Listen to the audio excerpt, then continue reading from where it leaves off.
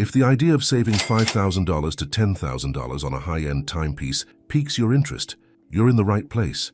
Ever feel like chasing a Rolex is like playing hide and seek, with you always being it?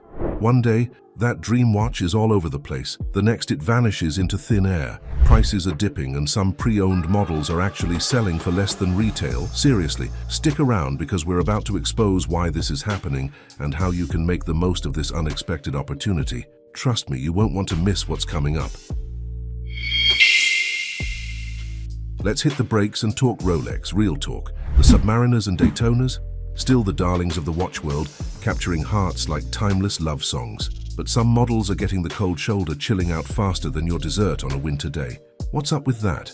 Maybe it's the crowd leaning into sportier vibes, or perhaps we've hit peak Rolex saturation on certain models. Or could it be the wallet squeeze from the economy, making luxury buys less appealing? Currently, the sweet spot for sales seems to hover between $8,000 and $15,000, covering a variety of models that are selling like hotcakes. We've got the trusty steel Submariners, making waves with and without the date feature. Then there are the Submariner Blues and those lavish 18-karat yellow gold versions that are as eye-catching as a supernova in a clear night sky. Don't forget about the GMTs, particularly the B-girls, which are turning heads faster than a squirrel at a nut festival. And let's give a nod to the little guys who are punching above their weight. The Explorer 40 and Date Just 41s in those coveted dial colors, mint, blue, and Wimbledon. Despite the retail prices getting a bump at the start of the year, the grey market seems to be shrugging it off, with some prices even taking a slight dip. Take a moment. Why not join the opulent Oasis community by subscribing? Stay updated with our latest content. Now back to our chat. Now let's chat about the cooler side of the market. The Oysterflex range, particularly the swanky Oysterflex Daytonas, like the Ghost, Pikachu, and the revered Paul Newman editions, are seeing a bit of a slowdown. Despite their rarity and status, these models are experiencing a drop in value, a bit like finding a designer jacket at a thrift store price. Some dealers are trimming prices faster than a barber shop on a busy Saturday, perhaps setting what seems like a new low. For the eagle-eyed collectors, this might just be the golden hour to grab a deal that could make fellow enthusiasts sigh with envy. And what's not flying off the shelves? It appears the bigger, flashier models are experiencing their own version of social distancing. Full yellow and rose gold models, especially the Sky Dwellers and some of the less ornate Date Justs, are lingering longer than expected. Yet the discontinued Paul Newman models with those unique dials still find their admirers, proving that sometimes it's not the size but the style that counts. But for those full gold pieces without a special dial, they're hanging around like wallflowers at a dance party. So if you're into making bold statements with your wrist, now might be a brilliant time to adopt one of these lavish loners before they become cool again. But let's move to the current Rolex drought, specifically the elusive GMT Pepsi. Searching for one these days is like trying to find a polite conversation in a political debate. Nearly impossible. The 2023 batch has vanished and 2024 isn't looking promising either. Yes, the rumors were spot on. Production has slowed to a snail's pace, and the once plentiful Pepsi models are now scarce as hen's teeth. But here's a slice of advice. Don't let the fear of missing out drive you to impulse buys. Whether it's due to genuine production cuts or a sudden spike in demand, these watches are disappearing faster than socks in a laundry room. Switching gears to the Oysterflex models, it seems they haven't quite captured the hearts of collectors as Rolex might have hoped. Despite their innovative blend of metal and rubber, many purists are still holding on to the classic Oyster bracelet, preferring its enduring charm and robust durability. And about those full gold models, decked out in yellow, rose or white gold, they're finding it tough to find takers unless they come with those special dials or in the particularly stealthy white gold. It's clear the wind is blowing towards sportier, more versatile styles, leaving the more opulent full gold options and some of the larger day, date and sky dweller models hanging around like last year's hit song that just won't stop playing on the radio. Now, about the broader Rolex market dynamics, the innovative Oysterflex bracelet, while a neat concept on paper, hasn't quite caught the wave of popularity. Many collectors are sticking with the tried-and-true classic Oyster, proving that old favorites are hard to dethrone.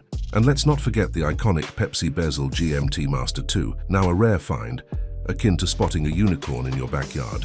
Those mid-range full gold models seem stuck in a niche that isn't drawing much buzz right now. These trends sketch a picture of a Rolex market that's dancing to the tune of changing tastes and navigating through some intriguing times. It's a bit surprising that some models aren't flying off the shelves, as you'd expect from a brand that's practically synonymous with luxury. However, Rolex is still a titan in the industry, of course, yet shifts in consumer tastes, a bit of model oversaturation, and those inevitable production quirks are all playing their part in why some watches might be enjoying a more leisurely pace out of the display cases. But what's shocking is there's a noticeable stir in the world of high-end watches, particularly among those who've been flipping them for profit.